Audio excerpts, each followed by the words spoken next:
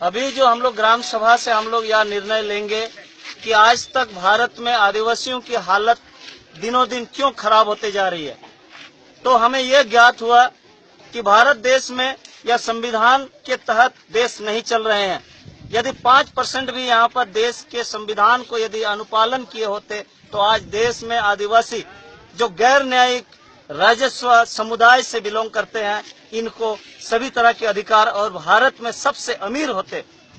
माननीय उच्चतम न्यायालय ने 5 जनवरी 2011 को जजमेंट दिया कि भारत का मूल नागरिक केवल आदिवासी है। तो आज मूल नागरिक का हालत क्यों खराब है? आज खूंटी में 10 लाख टन सोना मिला है, लेकिन ये कहता है कि ये सोना सरकार का है। तो मैं सवाल करता हूँ, यह कौन से सरकार की ये सोना मिली है? जमीन किसकी है?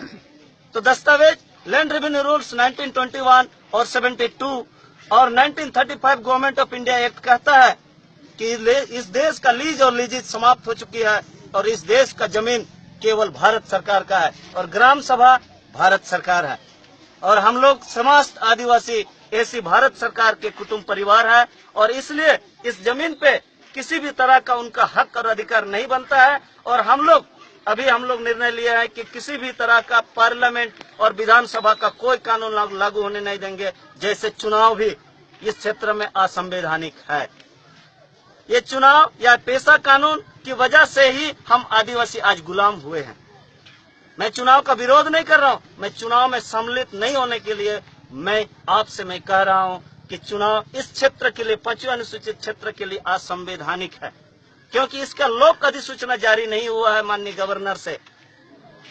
इसलिए दूसरी बात ये बड़ी बात यह है कि आपके लिए मैं ये मीडिया के माध्यम से कहना चाहूंगा कि यहाँ की उपायुक्त जो इस झारखंड के 5वें अनुसूचित क्षेत्र के जिलों के जितना भी उपायुक्त है, माननीय गवर्नर के द्वारा भारत के संविधान 5वें अनुसूची के भाग खा के पारा 5 आपका भाग का के पारा 2 के तहत इनका विस्तारीकरण नहीं हुआ है।